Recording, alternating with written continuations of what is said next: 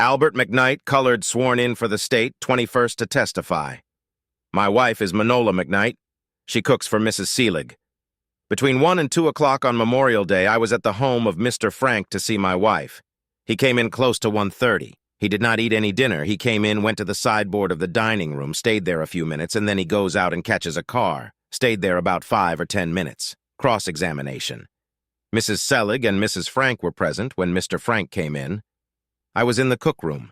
There is a swinging door between the dining room and the cookroom. The dining room door was open. The door swings back and forth, but they don't keep it shut. You can see from the kitchen into the dining room. You can look in the mirror in the corner and see all over the dining room. I looked in the mirror in the corner and saw him. You can look in that mirror and see in the sitting room and in the dining room. I have no idea how big the kitchen or dining room is. I was never in the dining room in my life. I was sitting at the back door in the kitchen, at the right side of the back door, up against the wall. Minola went into the dining room and stayed a minute or two, no more than 2 minutes. She came back into the kitchen. I don't know whether the other folks ate dinner or not. I did not see Mr. Selig. I came to the house from my house in the rear of 318 Pulliam Street.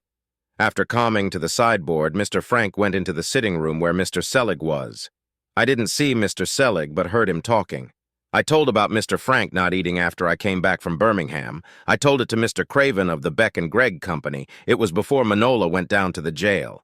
Mr. Starnes, Mr. Campbell, Mr. Morse, Mr. Martin, and Mr. Dorsey all talked to me. I didn't go down to see Minola at the station house. I didn't see Mrs. Frank or Mrs. Selig that Saturday through the mirror. I didn't keep my eye on the mirror all the time. I couldn't tell who was in the dining room without looking in the mirror. Mr. Frank got there not later than 1:30. Mr. Frank came on back to Pulliam Street and caught the Georgia Avenue car at the corner of Georgia Avenue and Pulliam Street. I am certain that he caught the Georgia Avenue car at Pulliam Street and Georgia Avenue. Redirect examination.